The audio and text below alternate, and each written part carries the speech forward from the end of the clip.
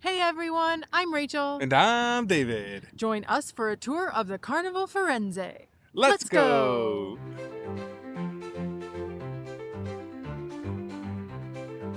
The Carnival Firenze joined the Carnival fleet in 2024 after being purchased from Costa Cruise Lines.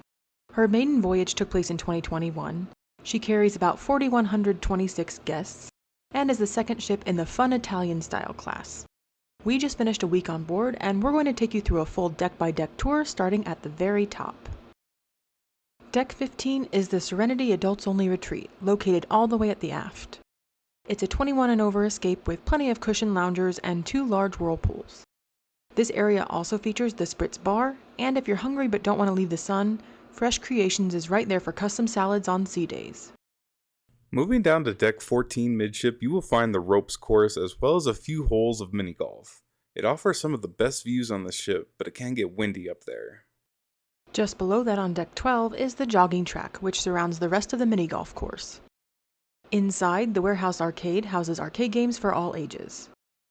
Nearby, the Carnival WaterWorks has slides and splash pads for more fun in the sun. Like many cruise ships, there is no Deck 13. If you need some me time, the forward part of Deck 12 houses the Cloud9 Spa and a fitness center with sweeping views. But Deck 11 is where the layout starts to feel unique. This is home to the Carnival Seaside Theater and the Pergola Bar. It's balcony-style seating to watch the big screen, along with ping pong and foosball tables. You'll also find Il Mercato on Deck 11, which is an included Italian-style deli serving up meatballs, sandwiches, and sides. It's a great alternative to the main buffet, with some items cooked fresh to order. Further aft on deck 11 is the Family Hub, featuring Camp Ocean and the outdoor sports court for pickleball and basketball. Deck 10 is the traditional Lido deck, the main outdoor and food hub on board the Carnival Firenze. At the aft of Deck 10 is the Versilia Pool and Bar, with 2 hot tubs flanking the pool. For quick bites at the aft of this level, you have the added cost Seafood Shack and included Pizzeria del Capitano, which stays open late into the night. Both venues serve up different options in the morning, including bagels, fried chicken, and custom omelets. This is a great place to avoid the hustle of the main buffet on busy sea day mornings. Heading inside, you'll find the Lido Marketplace. This is the ship's main buffet. It's designed to look like an Italian indoor market and features 2 different sides with mostly the same food. There's your typical salad and dessert stations, but also keep an eye out for sea dogs for added cost hot dogs and wings in the evenings. The lines for the buffet get super long, so bring your patience with you. Head back outside midship and you will find even more food. Guy's Burger Joint serves up the best burgers at sea and my favorite place to eat on board. Instead of the traditional Carnival classic Blue Iguana, you actually have Tomodoro, which serves Italian-Mexican food like meatball tacos. Tomodoro also has breakfast tacos and burritos every morning.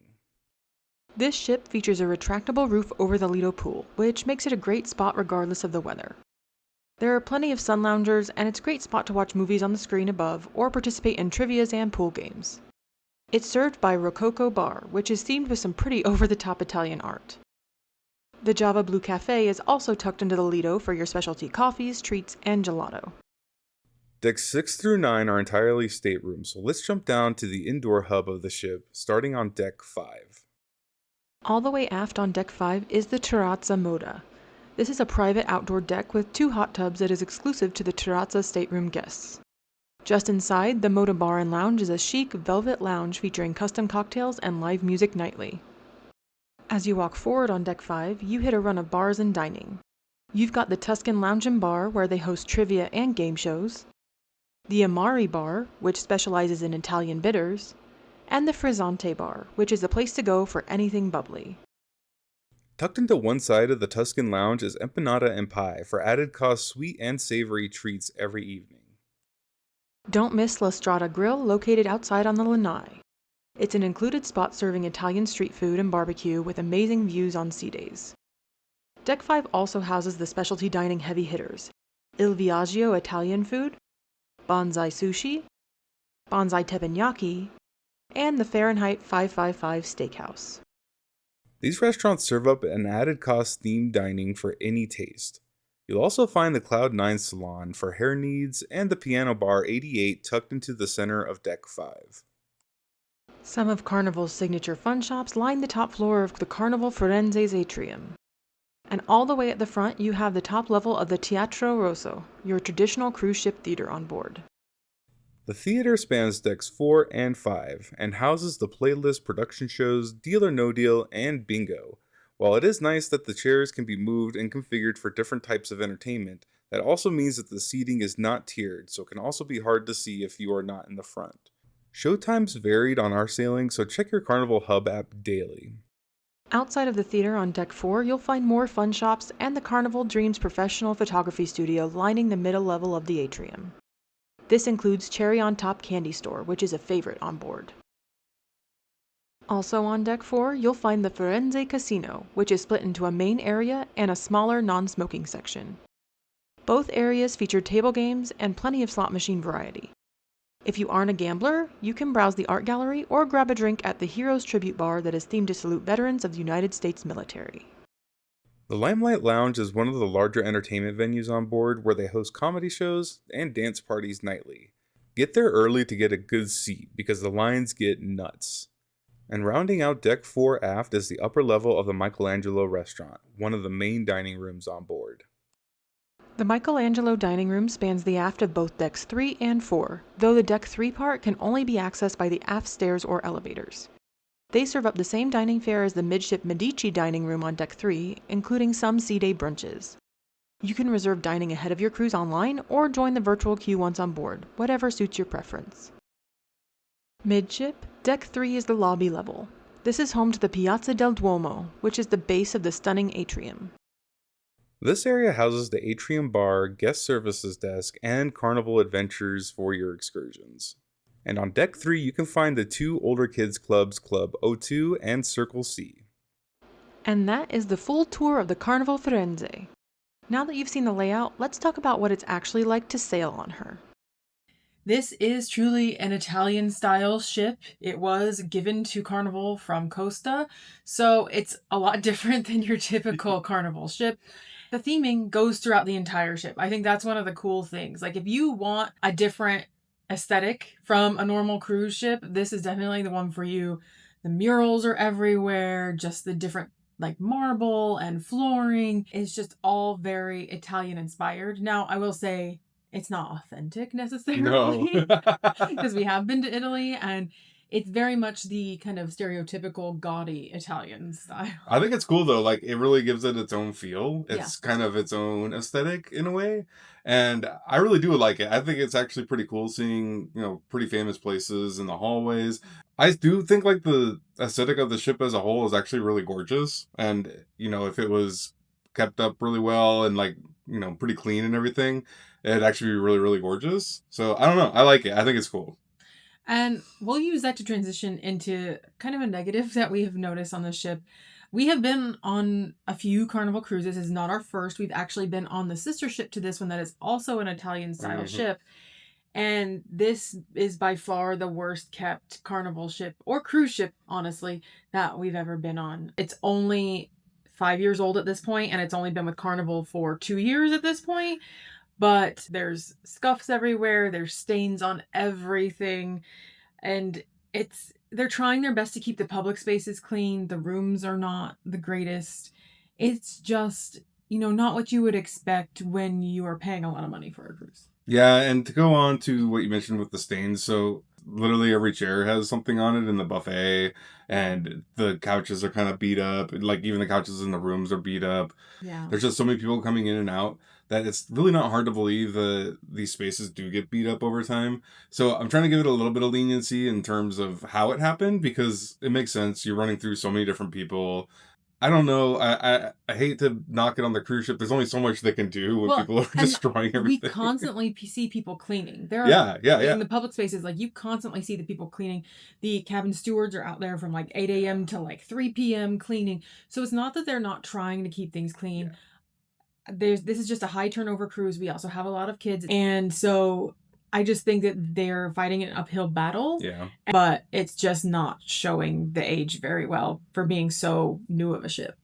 So one positive, though, is the Wi-Fi speed has been great. This might be like the best Wi-Fi we've had on a cruise ship.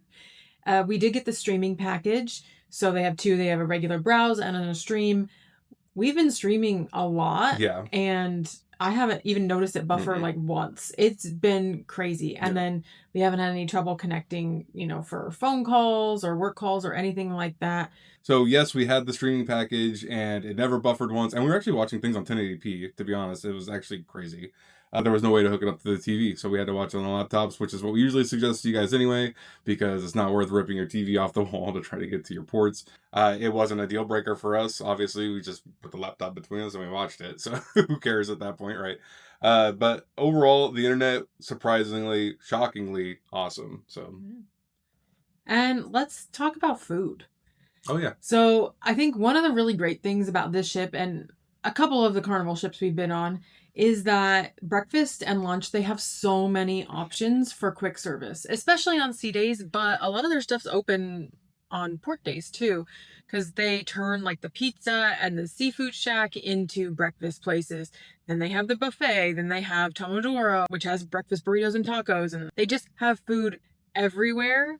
And that's really nice. And then I think, though, the unfortunate kind of counter effect to that is because there's so many things open in the morning and the afternoon, a lot of the options close before true dinner time starts. So you don't have a lot of choice at night. Your choices are mainly the buffet, pizza, or the main dining room.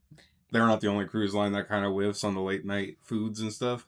But if you were on an excursion and your port stayed late, you could like legitimately miss all the food options and you have to go to the buffet or the dining room.